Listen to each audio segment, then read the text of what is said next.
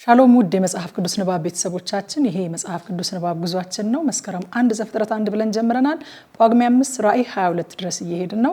ዛሬ 118ኛ ቀናችን ላይ እንገኛለን። በዚህ ቀን የአንደኛ ዜና መጽሐፍ መጨረሻ ክፍል የሆነውን ከምዕራፍ 26 ጀምሮ እስከ 29 ድረስ ያለውን እናነባለን። አብረን እናንብብ።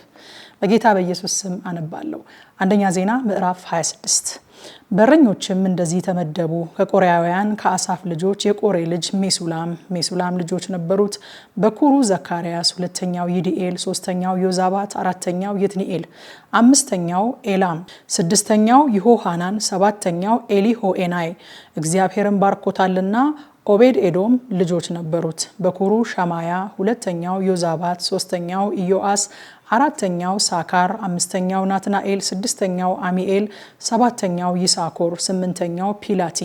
ለልጁም ለሸማያ ደግሞ ልጆች ተወለዱለት። ጽኑዓንም ኃያላን ነበሩና በአባታቸው ቤት ሰለጠኑ። የሸማያ ልጆች ኦትኒ፣ ራፋኤል፣ ኦቤድ። ወንድሞቹም ኃያላን ነበሩ፣ ኤልዛባድ፣ ኤሊሁ፣ ሰማክያ። እነዚህ ሁሉ የኦቤድ ኤዶም ልጆች ነበሩ። እነርሱም ልጆቻቸውም ወንድሞቻቸውም ለማገልገል ኃያላን ነበሩ። የኦቤድ ኤዶም ልጆች 62 ነበሩ። ለሜሱላም ኃያላን ነበሩ። 18 ልጆችና ወንድሞች ነበሩት። ከሜራሪም ልጆች ለነበረው ለሆሳ ልጆች ነበሩት። አለቃውም ሽምሪ ነበረ፣ በኩር አልነበረውም። አባቱ ግን አለቃ አደረገው። ሁለተኛውም ኬልቅያስ፣ ሶስተኛው ጥበልያ፣ አራተኛው ዘካርያስ ነበረ። የሆሳ ልጆች ወንድሞች ሁሉ 13 ነበሩ። እንደ ወንድሞቻቸው ሆነው በእግዚአብሔር ቤት ያገለግሉ ዘንድ የበረኞች የአለቆች ሰሞነኞች እነዚህ ነበሩ። በበሩም ሁሉ ያገለግሉ ዘንድ በየአባቶቻቸው ቤቶች ታናሹና ታላቁ ተካክለው ዕጣ ተጣጣሉ። በምስራቅም በኩል ዕጣ ለሰሌሚያ ወደቀ። ለልጁም ብልህ መካር ለሆነው ለዘካርያስ ዕጣ ጣሉ። ዕጣውን በሰሜን በኩል ወጣ። ለኦቤድ ኤዶም በደቡብ በኩል፣ ለልጆቹም ለዕቃ ቤቱ ዕጣ ወጣ። ለሰፊንና ለሆሳ በምዕራብ በኩል በአቀበቱ መንገድ ባለው በሸሌኬት በር በኩል ጥበቃ ከጥበቃ ላይ ዕጣ ወጣ። በምስራቅ በኩል 6 ሌዋውያን ነበሩ። በሰሜን በኩል ለየዕለቱ 4፣ በደቡብ በኩል ለየዕለቱ 4፣ ለዕቃ ቤቱም 2 ነበሩ። በምዕራብም በኩል በፈርባር መንገድ ላይ 4፣ በፈርባርም አጠገብ 2 ነበሩ። ከቆሬና ከሜራሪ ልጆች የነበሩ የበረኞች ሰሞን ይህ ነበረ። ከሌዋውያን አኪያ በእግዚአብሔር ቤት በሚሆኑ ቤተመዛግብትና በንዋየ ቅድሳቱ ቤተመዛግብት ላይ ተሹሞ ነበረ። የለአዳን ልጆች ለለአዳን የሆኑ የጌድሶናውያን ልጆች ለጌድሶናዊው ለለአዳን የሆኑ የአባቶች ቤት አለቆች የይህኤሊ ልጆች በእግዚአብሔር ቤት በሚሆኑ ቤተመዛግብት ላይ የነበሩ ዜቶም ወንድሙም ኢዩኤል፣ ከእንበረማውያን፣ ከይስአራውያን፣ ከኬብሮናውያን፣ ከኡዝኤላውያን የሙሴ ልጅ የጌርሳም ልጅ ሱባኤል በቤተ መዛግብት ላይ ተሾሞ ነበረ። ወንድሞቹም ከአላዛር ልጅ ረአብያ፣ ልጁም የሻያ፣ ልጁም ኢዮራም፣ ልጁም ዚክሪ፣ ልጁም ሰሎሚት መጡ። ይህ ሰሎሚትና ወንድሞቹ ንጉሥ ዳዊትና የአባቶች ቤቶች አለቆች፣ ሻለቆችና የመቶ አለቆች፣ የሰራዊትም አለቆች በቀደሱት በነዋየ ቅድሳቱ ቤተ መዛግብት ሁሉ ላይ ተሾመው ነበረ። በሰልፍም ከተገኘው ምርኮ የእግዚአብሔርን ቤት ለማበጀት ቀደሱ። ባለራእዩም ሳሙኤል፣ የቂስ ልጅ ሳኦል፣ የኔሪም ልጅ አበኔር፣ የጽሩያም ልጅ ኢዮአብ የቀደሱት ነዋየ ቅድሳት ሁሉ ከሰሎሚትና ከወንድሞቹ እጅ በታች ነበረ። ከይስአራውያን ከናንያና ልጆቹ ሹማምንትና ፈራጆች የሆኑ ዘንድ በውጭው ስራ በእስራኤል ላይ ተሹመው ነበረ። ከኬብሮናውያን ሐሸቢያና ወንድሞቹ ጽኑዓን የነበሩት 1700 ሰዎች ለእግዚአብሔር ስራ ሁሉ ለንጉሱም አገልግሎት በዮርዳኖስ ማዶ በምዕራብ በኩል ባለው በእስራኤል ላይ ተሹመው ነበረ። ከኬብሮናውያንም እንደ አባቶች ቤቶች ትውልዶች የኬብሮናውያን አለቃ ይሪያ ነበረ። ዳዊት በነገሰ በ40ኛው ዓመት ይፈልጓቸው ነበረ። በእነርሱም መካከል በገለአድ ኢያዜር ጽኑዓን ኃያላን ሰዎች ተገኙ። ወንድሞቹም ጽኑዓን የነበሩት የአባቶች ቤቶች አለቆች 2700 ነበሩ። ንጉሱም ዳዊት ለእግዚአብሔር ጉዳይ ሁሉና ለንጉሱ ጉዳይ በሮቤላውያንና በጋዳውያን በመናሴም ነገድ እኩሌታ ላይ ሹሞች አደረጋቸው። አንደኛ ዜና ምዕራፍ 27። የእስራኤልም ልጆች የአባቶች ቤቶች አለቆችና የሺህ አለቆች የመቶ አለቆችም በክፍሎች ነገር ሁሉ ንጉሱን ያገለገሉትም ሹማምንት እንደ ቁጥራቸው እነዚህ ነበሩ።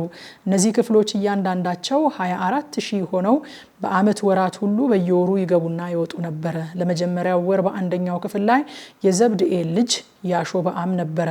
በእርሱም ክፍል 24000 ጭፍራ ነበረ። እርሱም ከፋሬስ ልጆች ጋር ነበረ። ለመጀመሪያው ወር በጭፍራ አለቆች ሁሉ ላይ ተሾሞ ነበረ። በሁለተኛው ወር ክፍል ላይ አሆሃዊው ዱዲ ነበረ። በእርሱም ክፍል 24000 ጭፍራ ነበረ። ለሶስተኛው ወር ሶስተኛው የጭፍራ አለቃ የካህኑ የዮዳሄ ልጅ በናያስ ነበረ። በእርሱም ክፍል 24000 ጭፍራ ነበረ። ይህ በናያስ በ30ው መካከል ኃያል ሆኖ በ30ው ላይ ነበረ። በእርሱም ክፍል ልጁ አሚዛባድ ነበረ። በአራተኛው ወር አራተኛው አለቃ የኢዮአብ ወንድም አሳሄል፣ ከእርሱም በኋላ ልጁ ዝባዲያ ነበረ። በእርሱም ክፍል 24000 ጭፍራ ነበረ። ለአምስተኛው ወር አምስተኛው አለቃ ይዝራዊው ሸምሁት ነበረ። በእርሱም ክፍል 24000 ጭፍራ ነበረ። ለስድስተኛው ወር ስድስተኛው አለቃ የቴቁሃዊው የኢስካ ልጅ ኢራስ ነበረ። በእርሱም ክፍል 24000 ጭፍራ ነበረ። ለሰባተኛው ወር ሰባተኛው አለቃ ከኤፍሬም ልጆች የሆነ ፍሎናዊው ሴሌስ ነበረ። በእርሱም ክፍል 24000 ጭፍራ ነበረ። ለስምንተኛው ወር ስምንተኛው አለቃ ከዛራውያን የነበረው ኩሳታዊው ሲቦካይ ነበረ። በእርሱም ክፍል 24000 ጭፍራ ነበረ። ለዘጠነኛው ወር ዘጠነኛው አለቃ ከብንያማውያን የነበረው አናቶታዊው አቢኤዜር ነበረ። በእርሱም ክፍል 24000 ጭፍራ ነበረ። ለአስረኛው ወር አስረኛው አለቃ ከዛራውያን የነበረው ነጦፋዊው ኖኤሬ ነበረ። በእርሱም ክፍል 24000 ጭፍራ ነበረ። ለ11ኛው ወር 11ኛው አለቃ ከኤፍሬም ልጆች የነበረው ጲርአቶናዊው በናሲያ ነበረ። በእርሱም ክፍል 24000 ጭፍራ ነበረ። ለ12ኛው ወር 12ኛው አለቃ ከጎቶንያል ወገን የነበረው ነጦፋዊው ሄልዳይ ነበረ። በእርሱም ክፍል 24000 ጭፍራ ነበረ። በእስራኤልም ነገዶች ላይ እነዚህ ነበሩ። በሮቤላውያን ላይ የዝክሪ ልጅ አልዓዛር አለቃ ነበረ። በስምዖናውያን ላይ የመካአ ልጅ ሰፋጥያስ፣ በሌዊ ላይ የቀሙኤል ልጅ ሐሽቢያ፣ በአሮን ላይ ሳዶቅ፣ በይሁዳ ላይ ከዳዊት ወንድሞች ኤሊሁ፣ በይሳኮር ላይ የሚካኤል ልጅ ኦምሪ፣ በዛብሎን ላይ የአብድዩ ልጅ ይሽማያ፣ በንፍታሌም ላይ የአዝሪኤል ልጅ ኢያሪሙት፣ በኤፍሬም ላይ የአዛዚያ ልጅ ሆሴ፣ በምናሴ ነገድ እኩሌታ ላይ የፈዳያ ልጅ ኢዩኤል፣ በገለአድ ባለው በምናሴ ነገድ እኩሌታ ላይ የዘካርያስ ልጅ አዶ፣ በብንያም ላይ የአበኔር ልጅ ይስኢኤል፣ በዳን ላይ የይሮሃም ልጅ አዛርኤል። እነዚህ የእስራኤል ነገዶች አለቆች ነበሩ። እግዚአብሔር ግን እስራኤልን እንደ ሰማይ ከዋክብት ያበዛ ዘንድ ተናግሮ ነበርና ዳዊት ከ20 ዓመት በታች የነበሩትን አልቆጠረም። የዝሩያ ልጅ ኢዮአብ መቁጠር ጀመረ፣ ነገር ግን አልፈጸመም። ስለዚህ በእስራኤል ላይ ቁጣ ሆነ። ቁጥራቸውን በንጉሱ በዳዊት መዝገብ አልተጻፈም። በንጉሱም ቤት መዛግብት ላይ የአዲኤል ልጅ አዝሞት ሹም ነበረ። በሜዳውም በከተሞችም በመንደሮችም በግንቦችም ቤተ መዛግብት ላይ የኦዚያ ልጅ ዮናታን ሹም ነበረ። መሬቱን በሚያበጃጁትና እርሻውን በሚያርሱት ላይ የክሉብ ልጅ ኤዝሪ ሹም ነበረ። በወይንም ቦታዎች ላይ ራማታዊው ሰሜኢ ሹም ነበረ። ለወይንም ጠጅ ዕቃ ቤት በሚሆነው በወይኑ ሰብል ላይ ሸፋማዊው ዘብዲ ሹም ነበረ። በቆላውም ውስጥ ባሉት በወይራውና በሾላው ዛፎች ላይ ጌድራዊው በአልሃናም ሹም ነበረ። በዘይቱም ቤቶች ላይ ኢዮአስ ሹም ነበረ። በሳሮንም በሚሰማሩ ከብቶች ላይ ሳሮናዊው ሰጥራይ ሹም ነበረ። በሸለቆቹም ውስጥ በነበሩት ከብቶች ላይ የአድላይ ልጅ ሻፋጥ ሹም ነበረ። በግመሎችም ላይ እስማኤላዊው ኡቢያስ ሹም ነበረ። በአህዮቹም ላይ ሜሮኖታዊው የህዲያ ሹም ነበረ። በመንጎቹም ላይ አጋራዊው ያዚዝ ሹም ነበረ። እነዚህ ሁሉ በንጉሱ በዳዊት ሀብት ላይ ሹሞች ነበሩ። አስተዋይና ጸሐፊ የነበረው የዳዊት አጎት ዮናታን አማካሪ ነበረ። የሐክሞኒም ልጅ ይኤል ከንጉሱ ልጆች ጋር ነበረ። አኪጦፌልም የንጉሱ አማካሪ ነበረ። አርካዊው ኩሲ የንጉሱ ወዳጅ ነበረ። ከአኪጦፌልም ቀጥሎ የበናያስ ልጅ ዮዳሄና አብያታር ነበሩ። ኢዮአብም የንጉሱ ሰራዊት አለቃ ነበረ። አንደኛ ዜና ምዕራፍ 28። ዳዊትም የእስራኤልን አለቆች ሁሉ የነገዶቹንም አለቆች ንጉሱም በክፍል የሚያገለግሉትን የጭፍሮች አለቆች ሻለቆቹንም የመቶ አለቆችንም በንጉስና በልጆች ሀብትና ግዛት ላይ የተሾሙትን ጃንደረቦችን ጽኑዓን ኃያላኑን ሁሉ ወደ ኢየሩሳሌም ሰበሰበ። ንጉሱም ዳዊት በእግሩ ቆሞ እንዲህ አለ፣ ወንድሞቼና ሕዝቤ ሆይ ስሙኝ። እግዚአብሔር ለቃል ኪዳኑ ታቦትና ለአምላካችን እግር ማረፊያ የእረፍት ቤት ለመስራት እኔ በልቤ አስቤያለሁ። ለስራም የሚያስፈልገውን አዘጋጅቻለሁ። እግዚአብሔር ግን የሰልፍ ሰው ነህና ደምም አፍስሰሃልና ለስሜ ቤት አትሰራም ብሎኛል። ነገር ግን የእስራኤል አምላክ እግዚአብሔር በእስራኤል ላይ የዘላለም ንጉሥ ሆን ዘንድ ከአባቴ ቤት ሁሉ መርጦኛል። ይሁዳንም አለቃ ይሆን ዘንድ መርጦታል። ከይሁዳም ቤት የአባቴን ቤት መርጧል። ከአባቴም ልጆች መካከል በእስራኤል ሁሉ ላይ ያነግሰኝ ዘንድ ሊመርጠኝ ወደደ። እግዚአብሔርም ብዙ ልጆች ሰጥቶኛልና ከልጆቼ ሁሉ በእግዚአብሔር መንግስት ዙፋን ላይ ተቀምጦ በእስራኤል ላይ ይነግስ ዘንድ ልጄን ሰለሞንን መርጦታል። እርሱም ልጅ ይሆነኝ ዘንድ መርጬዋለሁና እኔም አባት ሆነዋለሁና ልጄ ሰለሞን ቤቴንና አደባባዮቼን ይሰራል፣ ትእዛዜንና ፍርዴን በማድረግ እንደ ዛሬው ቢጸና መንግስቱን ለዘላለም አጸናዋለሁ አለኝ። አሁንም የእግዚአብሔር ጉባኤ እስራኤል ሁሉ እያዩ አምላካችን እየሰማ ይችን መልካሚቱን ምድር ትወርሱ ዘንድ ለልጆቻችሁ ለዘላለም ታወርሷት ዘንድ የአምላካችሁን የእግዚአብሔርን ትእዛዝ ሁሉ ጠብቁ ፈልጉ። አንተም ልጄ ሰሎሞን ሆይ እግዚአብሔር ልብን ሁሉ ይመረምራልና የነፍስንም ሐሳብ ሁሉ ያውቃልና የአባትህን አምላክ እወቅ። በፍጹም ልብና በነፍስ ፈቃድ አምልከው። ብትፈልገው ታገኘዋለህ፣ ብትተወው ግን ለዘላለም ይጥልሃል። አሁንም እነሆ እግዚአብሔር ለመቅደስ የሚሆን ቤትን ተሰራ ዘንድ መርጦሃልና ጠንክረህ ፈጽመው። ዳዊትም ለመቅደሱ ወለል ለቤቱም ለቤተ መዛግብቱም ለደርቡና ለውስጡም ጓዳዎች ለስርየቱም መክደኛ መቀመጫ ምሳሌውን ለልጁ ለሰለሞን ሰጠው። ደግሞም ለእግዚአብሔር ቤት አደባባዮችና በዙሪያው ለሚሆኑ ጓዳዎች ለእግዚአብሔርም ቤት ለሚሆኑ ቤተ መዛግብት ለነዋየ ቅድሳቱም ለሚሆኑ ቤተ መዛግብት በመንፈሱም ላሰበው ሁሉ ምሳሌን ሰጠው።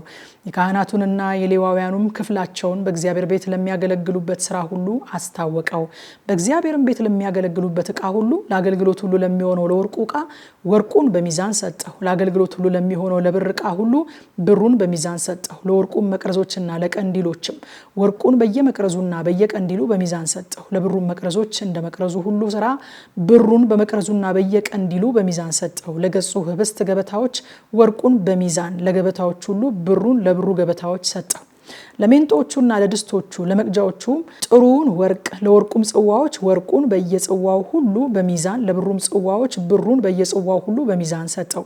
ለዕጣኑም መሰዊያ ጥሩውን ወርቅ በሚዛን ክንፎቻቸውን ዘርግተው የእግዚአብሔርን ቃል ኪዳን ታቦት የሸፈኑትን የኪሩቤልን የወርቅ ሰረገላ ምሳሌ ሰጠው። ዳዊትም የሥራውን ሁሉ ምሳሌ አውቅ ዘንድ ይህ ሁሉ በእግዚአብሔር እጅ ተጽፎ መጣልኝ አለ። ዳዊትም ልጁ ሰለሞንን ጠንክር፣ አይዞህ፣ አድርገውም አምላኬ እግዚአብሔር አምላክ ካንተ ጋር ነውና አትፍራ፣ አትደንግጥም። ለእግዚአብሔር ቤት አገልግሎት የሚሆነው ስራ ሁሉ እስኪፈጸም ድረስ እርሱ አይተውህም አይጥልህምም። እነሆ ለእግዚአብሔር ቤት አገልግሎት ሁሉ የሚሆኑ የካህናትና የሌዋውያን ክፍሎች በዚህ አሉ። ለሁሉም አይነት አገልግሎትና ስራ በብልሃትና በነፍሱ ፈቃድ የሚሰራ ሁሉ ካንተ ጋር ይሆናል። አለቆችና ሕዝቡም ሁሉ ፈጽመው ይታዘዙሃል አለው። አንደኛ ዜና ምዕራፍ 29። ንጉሱም ዳዊት ለጉባኤው ሁሉ እንዲህ አለ። እግዚአብሔር ብቻውን የመረጠው ልጄ ሰለሞን ገና ብላቴና ለጋ ነው። ሕንፃው ግን ለእግዚአብሔር ለአምላክ ነው እንጂ ለሰው አይደለምና ስራው ታላቅ ነው። እኔም እንደ ጉልበቴ ሁሉ ለአምላኬ ቤት ለወርቁ ዕቃ ወርቁን፣ ለብሩም ዕቃ ብሩን፣ ለናሱም ዕቃ ናሱን፣ ለብረቱም ዕቃ ብረቱን፣ ለእንጨቱም ዕቃ እንጨቱን፣ ደግሞ መረግድንና በፈርጥ የሚገባ ድንጋይን፣ የሚለጠፍ ድንጋይን፣ ልዩ ልዩ መልክ ያለውንም ድንጋይ፣ የከበረውንም ድንጋይ ከየአይነቱ ብዙ እብነበረድ አዘጋጅቻለሁ። ከዚህም በላይ ደግሞ የአምላኬን ቤት ስለወደድኩ ለመቅደሱ ካዘጋጀሁት ሁሉ ሌላ የግል ገንዘቤ የሚሆን ወርቅና ብር አለኝና ለአምላኬ ቤት ሰጥቼዋለሁ።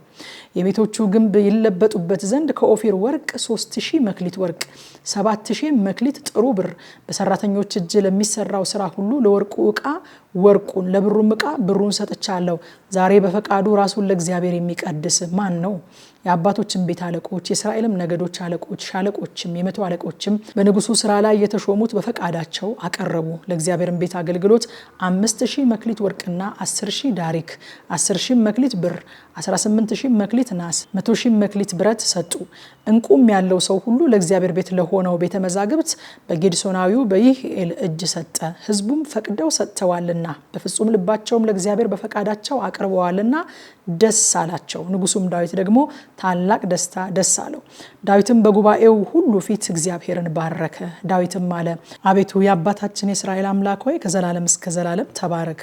አቤቱ በሰማይና በምድር ያለው ሁሉ ያንተ ነውና ታላቅነትና ኃይል፣ ክብርም፣ ድልና ግርማ ለአንተ ነው። አቤቱ መንግስት ያንተ ነው። አንተም በሁሉ ላይ ከፍ ከፍ ያልክ ራስ ነህ። ባለጠግነትና ክብር ከአንተ ዘንድ ነው። አንተም ሁሉን ትገዛለህ። ኃይልና ብርታት በእጅህ ነው። ታላቅ ለማድረግ ለሁሉም ኃይልን ለመስጠት በእጅህ ነው። አሁንም እንግዲህ አምላካችን ሆይ እንገዛልሃለን፣ ለክቡር ስምህም ምስጋና እናቀርባለን። ሁሉም ካንተ ዘንድ ነውና ከእጅህም የተቀበልነውን ሰጥተንሃልና ይህን ያህል ችለን ልናቀርብልህ እኔ ማን ነኝ? ሕዝቤስ ማን ነው? አባቶቻችን ሁሉ እንደነበሩ እኛ በፊት ስደተኞችና መጻተኞች ነን። ዘመናችንም በምድር ላይ እንደ ጥላ ናት፣ አትጸናም። አቤቱ አምላካችን ሆይ ለቅዱስ ስምህ ቤት እንሰራ ዘንድ ይህ ያዘጋጀነው ባለጠግነት ሁሉ ከእጅህ የመጣ ነው። ሁሉም ያንተ ነው። አምላኬ ሆይ ልብን እንድትመረምር ቅንነትንም እንድትወድ አውቃለሁ። እኔም በልቤ ቅንነትና በፈቃዴ ይህን ሁሉ አቅርቤያለሁ። አሁንም በዚህ ያለው ሕዝብ በፈቃዱ እንዳቀረበልህ በደስታ አይቻለሁ። አቤቱ የአባቶቻችን የአብርሃምና የይስሐቅ የእስራኤልም አምላክ ሆይ ይህን ሐሳብ በሕዝብህ ልብ ለዘላለም ጠብቅ። ልባቸውንም ወደ አንተ አቅና። ትእዛዝህንም ምስክርህንም ስርዓትህንም ይጠብቅ ዘንድ ይህንንም ነገር ሁሉ ያደርግ ዘንድ ያዘጋጀሁለትንም ቤት ይሰራ ዘንድ ለልጄ ለሰሎሞን ፍጹም ልብ ስጠው። ዳዊትም ጉባኤውን ሁሉ አምላካችሁን እግዚአብሔርን ባርኩ አላቸው። ጉባኤውም ሁሉ የአባታቸውን አምላክ እግዚአብሔርን ባረኩ። ራሳቸውንም አዘንብለው ለእግዚአብሔርና ለንጉሱ ሰገዱ። በነጋውም ለእግዚአብሔር መስዋዕት ሰው፣ የሚቃጠለውን መስዋዕት ለእግዚአብሔር አቀረቡ። 1000 ወይፈን፣ 1000 አውራ በጎች፣ 1000 የበግ ጠቦቶች፣ የመጠጥ ቁርባናቸውንም ስለ እስራኤል ሁሉ ብዙ መስዋዕት አቀረቡ። በዚያም ቀን በታላቅ ደስታ በእግዚአብሔር ፊት በሉ ጠጡም። የዳዊትንም ልጅ ሰለሞንን ሁለተኛ ጊዜ አነገሱት። እርሱንም አለቃ ይሆን ዘንድ ለእግዚአብሔር ቀቡት። ሳዶቅንም ካህን ይሆን ዘንድ ቀቡት። ሰለሞንም በአባቱ በዳዊት ዙፋን ላይ ተቀመጠ፣ ተከናወነለትም። እስራኤልም ሁሉ ታዘዙለት፣ አለቆቹም ሁሉ ኃያላኑም ደግሞም የንጉሱ የዳዊት ልጆች ሁሉ ለንጉሱ ለሰሎሞን እጅ ሰጡት። እግዚአብሔርም ሰሎሞንን በእስራኤል ሁሉ ፊት እጅግ አገነነው። ከእርሱ በፊትም ለነበሩት ለእስራኤል ነገስታት ያልሆነውን የመንግስት ክብር ሰጠው። የእሴይም ልጅ ዳዊት በእስራኤል ሁሉ ላይ ነገሰ። በእስራኤል ላይ የነገሰበት ዘመን 40 ዓመት ነበረ። 7 ዓመት በኬብሮን ነገሰ። 33 ዓመትም በኢየሩሳሌም ነገሰ። እድሜም ባለጠግነትም ክብርም ጠግቦ በመልካም ሽምግልና ሞተ። ልጁም ሰለሞን በእርሱ ፋንታ ነገሰ። የንጉሱም የዳዊት የፊተኛውና የኋለኛው ነገር እነሆ በባለራእዩ በሳሙኤል ታሪክ፣ በነቢዩም በናታን ታሪክ፣ በባለራእዩም በጋድ ታሪክ ተጽፏል። እንደዚሁም የመንግስቱ ነገርና ኃይሉ ሁሉ በእርሱም በእስራኤልም በአገሮችም በመንግስታት ሁሉ ላይ ያለፉት ዘመናት ተጽፈዋል። ሁለተኛ ዜናን የምንጀምረው በሚቀጥለው ፕሮግራማችን ይሆናል። አንደኛ ዜናን እዚህ ላይ አብቅተናል። እንግዲህ ማታ 3 ሰዓት ላይ በኢትዮጵያ ሰዓት አቆጣጠር ደግሞ ይህንኑ ክፍል በጥልቀት የምናጠና ስለሆነ ቲክቶክ እና ቴሌግራም ላይ ላይቭ መጥታችሁ ከኛ ጋር እንድታጠኑ ጋብዛለሁ። ጸጋ ይብዛላችሁ።